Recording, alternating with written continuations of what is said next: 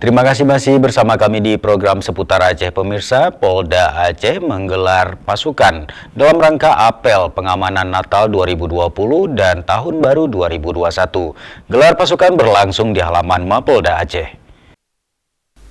Pegelaran Operasi Lilin Selawah tahun 2020 ditandai dengan apel gelar pasukan di halaman Mapolda Aceh.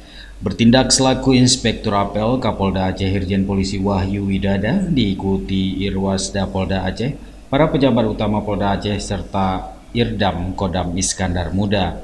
Apel gelar pasukan dalam rangka Operasi Lilin Selawah dalam pengamanan Natal dan Tahun Baru ditandai dengan penyematan pita pada 3 perwakilan masing-masing dari Polri, Pomdam Iskandar Muda, dan Disub Aceh.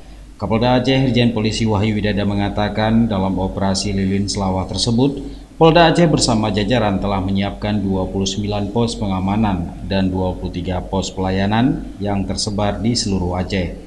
Operasi Lilin Selawah 2020 juga tetap menerapkan protokol kesehatan untuk mencegah penyebaran COVID-19. Tentunya fokus kegiatan kita pengamanan adalah pada titik-titik yang ada keramaian masyarakat. Yang pertama tentunya pada tempat-tempat ibadah yang akan tidak melaksanakan kegiatan kebaktian.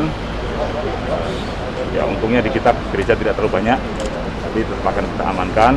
Kemudian juga tempat-tempat wisata, karena dikhawatirkan ini kan libur juga hari Jumat, juga nggak salah tanggal 1 ya, Jumat, Sabtu, Minggu, biasanya nanti tetap aja akan melaksanakan kegiatan-kegiatan di tempat-tempat wisata. Itu yang akan kita antisipasi, termasuk moda-moda transportasi. Nanti kita kerjasama dengan Pak Lanut untuk yang ada di bandara, kemudian dengan Pak Kepala Dinas Perhubungan Darat, nanti yang ada di perbatasan-perbatasan, termasuk penyeberangan. Ini informasi kemarin saya baca, Sabang hotel sudah penuh, sudah susah dapat hotel. Nah ini kan harus juga kita antisipasi. Mungkin tempat-tempat wisata lain juga akan terus kita antisipasi.